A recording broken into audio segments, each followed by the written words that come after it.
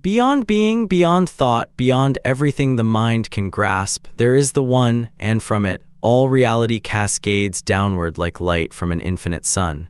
This is the vision that transformed both philosophy and Christianity. Plotinus was born around 204 AD, probably in Egypt, and studied philosophy in Alexandria before joining the Roman Emperor Gordian III's expedition to Persia, hoping to learn Eastern wisdom. He settled in Rome around 244 and taught there for 25 years. He never wrote for publication. His student Porphyry collected and organized his master's treatises after his death, arranging them into 6 groups of 9, the Enneads. This arrangement gave Neoplatonism its founding scripture. At the summit of reality stands the One, to hen. It is not a thing, not a being, not even a mind. It is beyond all categories, beyond all description, beyond being itself. Any attribute you assign to it, goodness, unity, infinity, falls short. The One is not good, it is beyond good. It is not one in the numerical sense, it is the source from which all multiplicity proceeds. Language fails before it, thought cannot grasp it. It can only be approached through a mystical experience that Plotinus describes as ecstasy, a going out from oneself into union with the absolute. How does multiplicity arise from absolute unity? Plotinus' answer is emanation. The One does not create by deliberate act or conscious choice. It overflows as a spring overflows without diminishing, as the sun radiates light without losing substance. From the One proceeds intellect nous, from intellect proceeds soul, from soul proceeds the material world. Each level of reality is a diminished image of the One above it. The cosmos is a cascade of decreasing perfection, flowing outward from an inexhaustible source. The first emanation from the One is intellect nous, the realm of pure thought. Intellect contains within itself all the Platonic forms, all the eternal patterns of everything that exists. But unlike Plato's forms, which exist in a separate realm, Plotinus' forms are living thoughts within a living mind. Intellect is eternally thinking all things at once, without succession or temporal sequence. It is the fullness of being, what the Greeks called the pleroma. Where the One is beyond being, intellect is being in its most complete expression. From intellect emanates soul, psyche. Soul occupies the crucial middle position in Plotinus' hierarchy. Its upper part contemplates intellect eternally. Its lower part generates and governs the material world. Soul introduces time, the moving image of eternity that Plato described in the Timaeus. While intellect thinks all things at once, soul thinks sequentially, moving from thought to thought. This is why the material world has past, present, and future. It is the expression of soul's temporal mode of thought. The world soul, the lowest expression of soul, generates the physical universe. It does not create deliberately as a craftsman creates. It produces the world the way a dreamer produces a dream, spontaneously, effortlessly from its own internal contemplation. Nature is soul's dream. The beauty and order of the physical world are reflections of the forms in intellect, transmitted through soul into matter. Every beautiful thing in the visible world is a distant echo of the intelligible beauty above.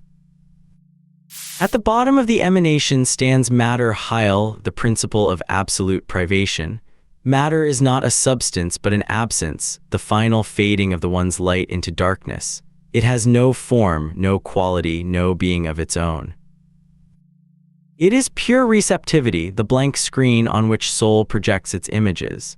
Evil, for Plotinus, is not a positive force but the absence of good, the descent of the soul into the darkness of matter. Matter is as close to non-being as anything can get while still, in some attenuated sense, existing. The individual human soul occupies the same ambiguous position as soul itself. It is turned both upward and downward. In its higher aspect, the soul eternally contemplates the forms in intellect, even when we are unaware of it. In its lower aspect, it is entangled with the body and the material world. The soul's tragedy is that it has forgotten its true nature.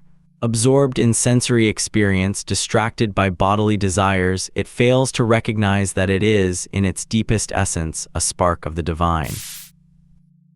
Why did the soul descend into matter? Plotinus gives multiple answers.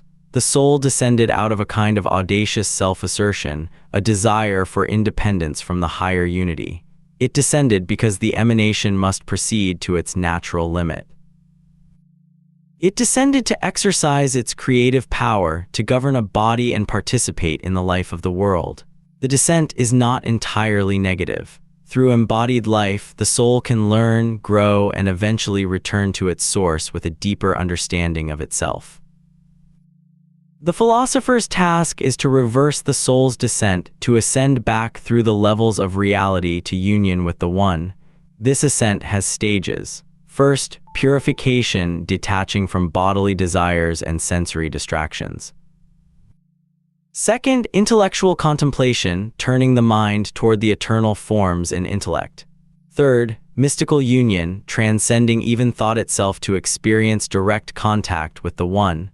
Plotinus himself claimed to have achieved this mystical union 4 times during Porphyry's time with him.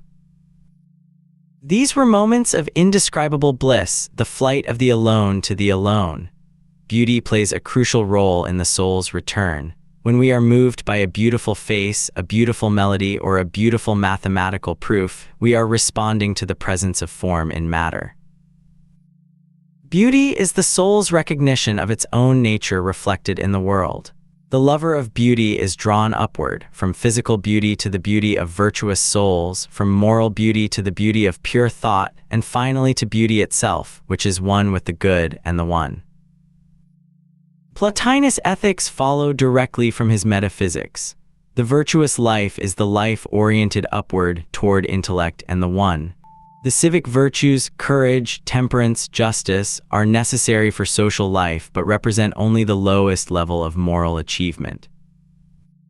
Above them stand the purificatory virtues, detachment, simplicity, self-mastery, which free the soul from material entanglement.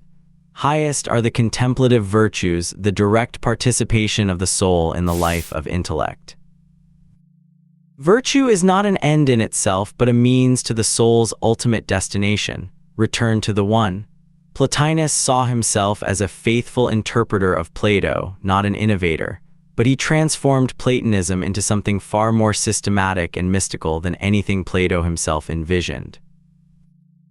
The theory of forms became a living cosmos of divine thought. The Republic's form of the good became the ineffable one beyond being. The symposium's ascent through beauty became a mystical journey of the soul. Plotinus did not invent Neoplatonism. He crystallized tendencies already present in Plato into a coherent metaphysical vision of extraordinary power. In Confessions VII, Augustine describes a turning point in his intellectual life.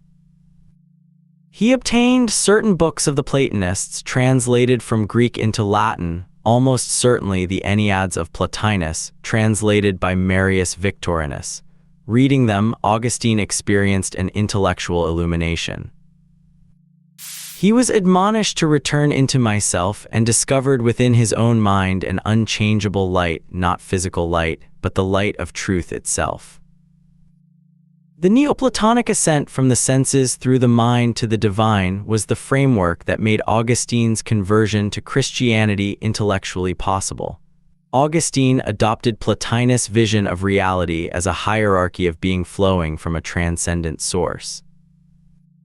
He adopted the idea of evil as privation, the absence of good, rather than a positive force.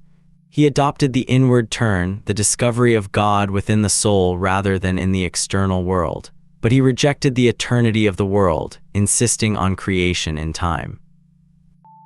He rejected the soul's natural divinity, insisting on the radical distinction between creator and creature. And he rejected the sufficiency of philosophical contemplation, insisting that grace, not intellectual effort, is needed for the soul's return to God. The Cappadocian Father Gregory of Nyssa wove Platonian themes into Christian mystical theology with extraordinary sophistication. His concept of epictasis, the soul's eternal progress toward an infinite God it can never fully comprehend, transforms Plotinus' mystical union into an endless journey. For Plotinus, the soul reaches the One and rests. For Gregory, the soul reaches God and discovers infinite depths still to explore.